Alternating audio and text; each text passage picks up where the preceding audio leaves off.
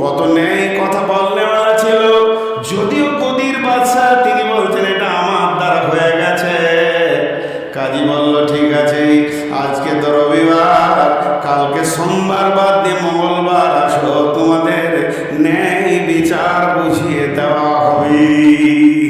ঠিক মঙ্গলবার বাদশা ঘোড়ার উপরে সওয়ার হয়ে সেই তীরা সেই ধনুক নিয়ে এসে একদম কাঠগোড়ায় দাঁড়িয়েছে।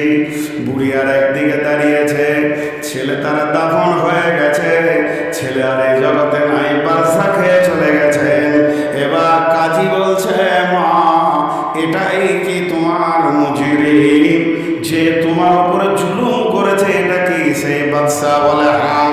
বাদশাকে জিজ্ঞেস করছে তুমি কি ওর ছেলেকে মেরেছ?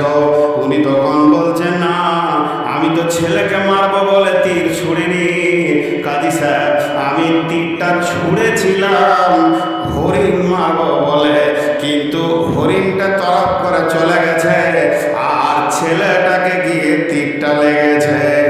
তখন কাজী বলছে তুমি যে হরিণ মারবে, একটা পশু মারবে, সে পালাতেও পারে কিংবা তোমার লক্ষ্য ভ্রষ্ট হতে পারে। তীরটা কত দূর যাবে, সেদিকে কেউ আছে কিনা, কার বিপদ ঘটবে কিনা, এটা কি তোমার ভাবার ছিল না? তুমি তীরটা কেন ছেড়েছ? তোমাকে দেখতে হতো ওদিকে আর কেউ আছে কিনা নদীর ধারে, তাহলে তুমি তা না দেখে এমন অন্যায় করেছ। এর জন্য আমি ফায়সালা দিলাম, জাল্লাদ এই বুড়ির সামনে তুমি তার ন্যায় বিচারকে পাইয়ে দাও, তার গর্দনকে এখান থেকে উড়িয়ে দাও। স্বয়ং বাদশার বিচার হচ্ছে। বাদশা তখন তীরটা হাতের কাছে এইভাবে ধরে রেখেছিল, এইভাবে কাজীর দিকে করে বলছে কাজী, যদি তুমি আজকে ন্যায় বিচার না করতে, আজ আমি বিচার নিতে এসেছি, আমি আমার ফায়সালা শুনতে এসেছি, তারপর তীর এনেছিলাম কেন?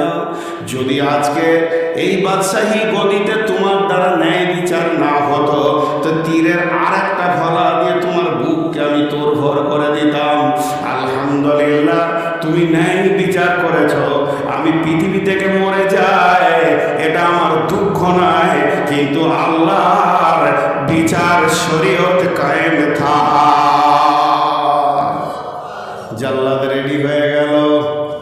তখন বুড়িমা বলছে কাজী সাহেব, বাদশাকে কি বাঁচানোর কোনো উপায় আছে নাকি?